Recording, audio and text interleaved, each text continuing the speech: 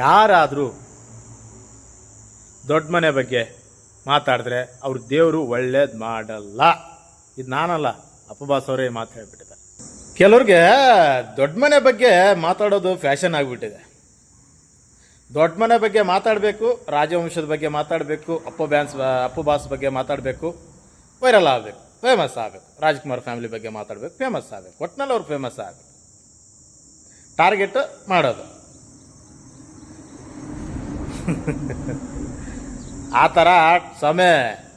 ಥರ ಟಾರ್ಗೆಟ್ ಮಾಡಿದವರು 1000 ಜನ ಬಂದರು, 1000 ಜನ ಹೋದರು.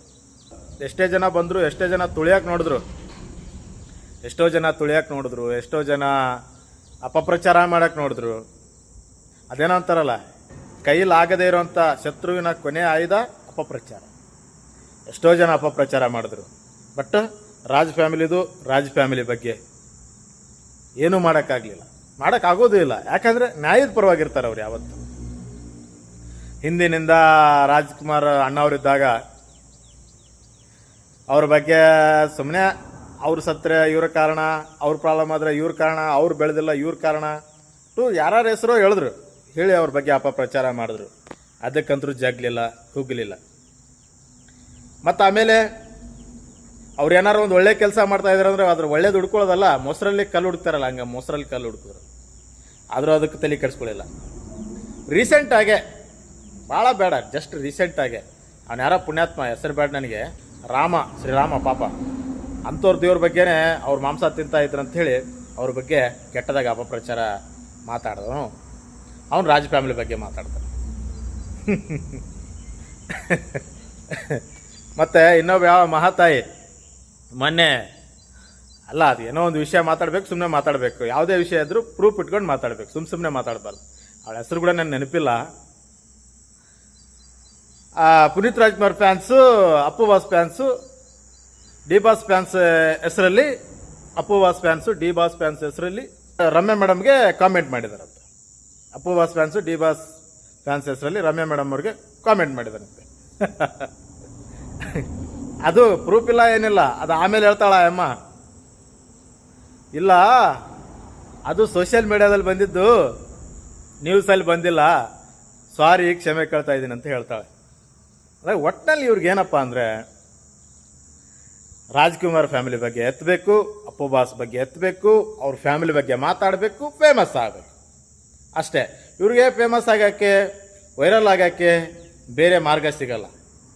ಅದಕ್ಕೆ ಇದ್ರ ಬಗ್ಗೆ ಮಾತಾಡಿ ಒಟ್ಟು ಫೇಮಸ್ ಆಗೋಕ್ಕೆ ನೋಡ್ತಾ ಇರ್ತಾರೆ. ಸೊ ನೀವು ಫೇಮಸ್ ಆಗಬೇಕಂದ್ರೆ ನಮ್ಗೆ ಕೇಳ್ಕೊಳ್ಳಿ, ಹೇಳಿ, ಬೇಕಂದ್ರೆ ರಿಕ್ವೆಸ್ಟ್ ಮಾಡ್ಕೋರಿ ಅಭಿಮಾನಿಗಳು, ಅಪ್ಪುಬಾಸ್ ಫ್ಯಾನ್ಸ್ ಹತ್ರ, ರಾಜ್ಕುಮಾರ್ ಫ್ಯಾಮಿಲಿ ಹತ್ರ, ಅಭಿಮಾನಿಗಳ ಹತ್ರ ರಿಕ್ವೆಸ್ಟ್ ಮಾಡ್ಕೋರಿ. ಪ್ರೀತಿಯಿಂದ ಬರ್ರಿ, ಗೌರವಿಸಿ, ಒಂದೊಳ್ಳೆ 4 ಮಾತುಗಳನ್ನ ಆಡಿ, ಪ್ರೀತಿಯಿಂದ, ಮನಸ್ಸಿಂದ, ಒಳಗಿಂದ ರಾಜ್ಕುಮಾರ್ ಫ್ಯಾಮಿಲಿ ಬಗ್ಗೆ, ಅಪ್ಪುಬಾಸ್ ಬಗ್ಗೆ ಪ್ರೀತಿಯಿಂದ ನಿಮ್ಮ ಮನಸ್ಸಿಂದ ಒಂದು 4 ಮಾತುಗಳನ್ನ ಆಡಿ, ನಾನೇ ನಿಮ್ಮ ಬಗ್ಗೆ ಪಬ್ಲಿಸಿಟಿ ಮಾಡ್ತೇನೆ. ಒಳ್ಳೇದು ಮಾಡಿದ್ರೆ ಯಾರಾದ್ರೇನ್ರಿ, ಯಾರ ಅಭಿಮಾನಿ ಆದರೆ. ವೈಯಕ್ತಿಕವಾಗಿ ನಿಮ್ಮ ಮೇಲೆ ನನಗೆ ಯಾವ ಥರ ದ್ವೇಷ ಇಲ್ಲ, ನಿಮ್ಮ ಮೇಲೆ ಯಾವ ಥರ ನನಗೆ ಕೋಪ ಇಲ್ಲ, ನೀವೇ ಅಲ್ಲ, ಯಾರ ಮೇಲೆ ನಾನು ಕೋಪನೇ ಮಾಡ್ಕೊಳ್ಳೋದಿಲ್ಲ. ಬಟ್ ಸುಮ್ಮನೆ ವಿನಾಕಾರಣ ರಾಜ್ ಫ್ಯಾಮಿಲಿ ಬಗ್ಗೆ, ಅಪ್ಪುಬಾಸ್ ಫ್ಯಾನ್ಸ್ ಬಗ್ಗೆ, ಅಪ್ಪುಬಾಸ್ ಬಗ್ಗೆ, ರಾಜ್ ಫ್ಯಾಮಿಲಿ ಬಗ್ಗೆ ಸುಮ್ಮನೆ ಮಾತಾಡ್ತಾರಲ್ಲ, ಅದಕ್ಕೆ ನಾನು ಉತ್ತರ ಕೊಡಲೇಬೇಕಾಗತ್ತೆ. It's not my problem. ಅದಕ್ಕೆ ಎಷ್ಟೇ ಜನ ಬರಲಿ, ಎಷ್ಟೇ ಜನ ಹೋಗಲಿ, ನೋಡಿ ಇವತ್ತು ದೊಡ್ಡ ಮನೆಯವ್ರು ಹೆಂಗಂದ್ರೆ, ನಾನು ಸಿಂಪಲಾಗಿ ಹೇಳ್ತೇನೆ, ಜಾಸ್ತಿ ಹೇಳಂಗಿಲ್ಲ. ದೊಡ್ಡ ಮನೆಯವ್ರು ಹೆಂಗಂದ್ರೆ, ಅಣ್ಣವರು ತೂಗುದೀಪ ಶ್ರೀನಿವಾಸ್ ಅವ್ರನ್ನ ಪ್ರತಿಯೊಂದು ಸಿನಿಮಾಲಿ ನೀವು ಇರಲೇಬೇಕಂತೇಳಿ ಕರೆಸ್ಕೊಳ್ತಿದ್ರು ಅವ್ರ ಸಿನಿಮಾದಲ್ಲಿ.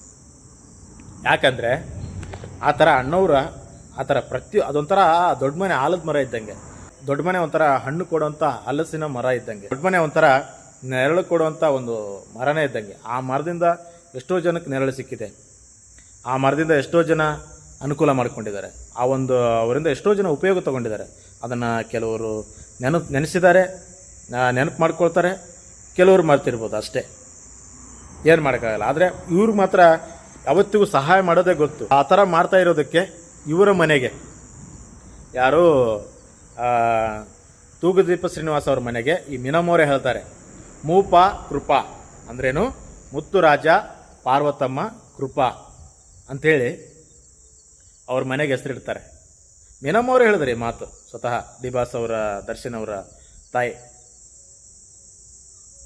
ಸೊ ಅಷ್ಟೇ ಯಾಕೆ, ಈ ಮೆಜೆಸ್ಟಿಕ್ ಸಿನಿಮಾ ಬಂದಾಗ ಈ ಮೆಜೆಸ್ಟಿಕ್ ಸಿನಿಮಾಗೆ ದುಡ್ಡು ಎಷ್ಟೋ ಕೊಡೋದಿತ್ತು ಪ್ರೊಡಕ್ಷನ್ ಕಂಪ್ನಿ.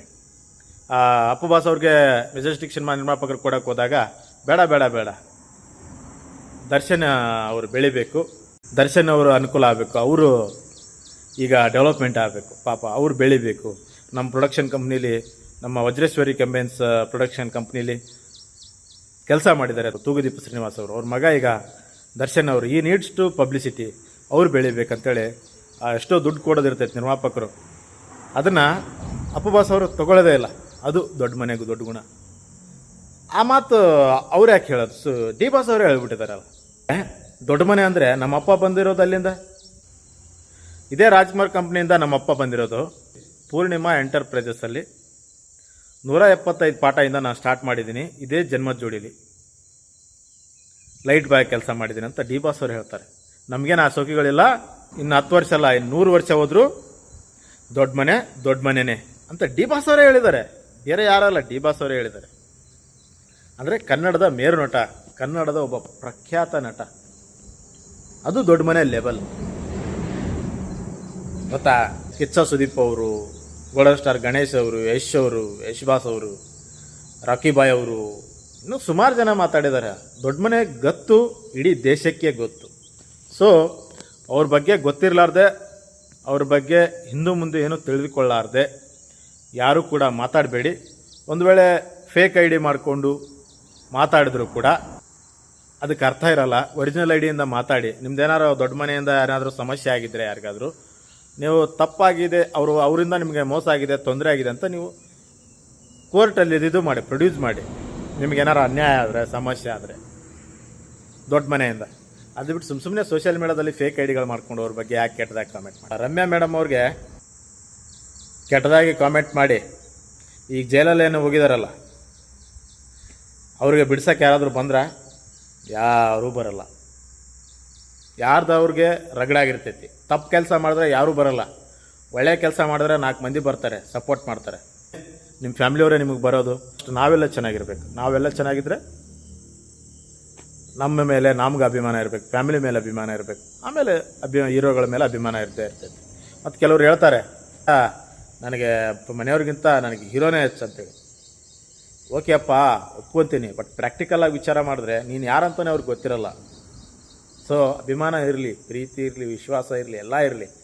ಆದರೆ ನಿಮ್ಮ ಫ್ಯಾಮಿಲಿ ಬಗ್ಗೆ ಫಸ್ಟ್ ನೀವು ಕಾಳಜಿ, ಗೌರವ ಎಲ್ಲ ನೋಡ್ಕೊಳ್ಳಿ. ಆಮೇಲೆ ಹೀರೋಗಳ ಮೇಲೆ ಅಭಿಮಾನ ತೋರಿಸ್ರಿ. ನಾನು ಅದ್ರ ಬಗ್ಗೆ ಬೇಡ. ನಾನು ಹೇಳೋದು ಪ್ರಾಕ್ಟಿಕಲ್, ಬಿ ಪ್ರಾಕ್ಟಿಕಲ್. ದೊಡ್ಡ ಮನೆ ಬಗ್ಗೆ ಆಗಲಿ, ರಾಜ್ಕುಮಾರ್ ಫ್ಯಾಮಿಲಿ ಬಗ್ಗೆ ಆಗಲಿ, ಯಾರೇ ಮಾತಾಡಬೇಕಂದ್ರು 100 ಸಲ ಅಲ್ಲ, 1000 ಸಲ ವಿಚಾರ ಮಾಡಿ, ಲೀಗಲ್ ಆಗಿದ್ದರೆ ಅಷ್ಟೇ ಮಾತಾಡಿ. ಸುಮ್ಮನೆ ಮಾತಾಡಿ ಅದೇನಂತಾರಲ್ಲ, ಇರಲಾರ್ದೆ ಇರುವೆ ಬಿಟ್ಕೊಡ್ರು ಅಂತ ಗಾಡಿಯಾಗಿ ಹೋಗಿ ಹೊಡೆದು ಅದ್ರ ಮೇಲೆ ಕೂತ್ಕೊಂಡು ನನಗೆ ಅದು ಮಾಡ್ಕೊಳಕ್ಕೆ ಹೋಗಬೇಡಿ. ಯಾಕಂದರೆ ನಿಮ್ಗೆ ನಿದ್ದೆ ಮಾಡೋಕ್ಕಾಗಲ್ಲ, ಸರಿಯಾಗಿ ಕೂತ್ಕೊಳ್ಳೋಕ್ಕಾಗಲ್ಲ, ಮಲ್ಕೊಳ್ಳೋಕ್ಕಾಗಲ್ಲ, ನಿಮಗೆ ಸರಿಯಾಗಿ ಊಟ ಮಾಡೋಕ್ಕಾಗಲ್ಲ. ನಿಮ್ಗೊಂಥರ ಕುಂತ್ರ ಸಮಾಧಾನ ಇಲ್ಲ, ನಿಮ್ಗೊಂಥರ ಕುಂತ್ರ ಸಮಾಧಾನ ಇಲ್ಲ, ನಿಂತರ ಸಮಾಧಾನ ಇಲ್ಲ. ಒಟ್ಟಿನಲ್ಲಿ ಜೀವನನೇ ಏನಪ್ಪ ಅದು ಅನಿಸ್ಬಿಡ್ತೈತೆ ನಿಮ್ಗೆ. ಆ ಥರ ಜಿಗುಪ್ಸೆ ಬರೋ ಥರ ಮಾಡಿಬಿಡ್ತಾರೆ. ಪ್ರೀತಿಯಿಂದ ಬಂದರೆ ಬೇಕಾದ ಹೆಲ್ಪ್ ಮಾಡ್ತೀವಿ, ಬೇಕಾದ ಸಪೋರ್ಟ್ ಮಾಡ್ತಾರೆ ದೊಡ್ಡ ಮನೆಯವರು. ಅದೇ ಜಾಸ್ತಿ ಡಿಮಾಂಡು, ನಾನು ನಂದಂತೇಳಿ ಹಾರಾಡಿದ್ರೆ ಎಲ್ಲಿಡಬೇಕು, ಏನು ಮಾಡ್ಬೇಕಂತ ಇವ್ರು ಚೆನ್ನಾಗಿ ಗೊತ್ತಿದೆ ಅಂತ ಹೇಳಕ್ಕೆ ಇಷ್ಟಪಡ್ತಾ, ತಲಾಂತರದಿಂದ ಬಂದಿರುವಂಥ ಈ ದೊಡ್ಡ ಮನೆ ಲೆವೆಲ್ ಯಾವತ್ತಿಗೂ ಅಜರಾಮರ ಅಂತ ಹೇಳ್ತಾ, ಜೈ ಅಪ್ಪು ಬಾಸ್, ಜೈ ರಾಜವಂಶ. ಎಲ್ಲರೂ ನಮಸ್ಕಾರ.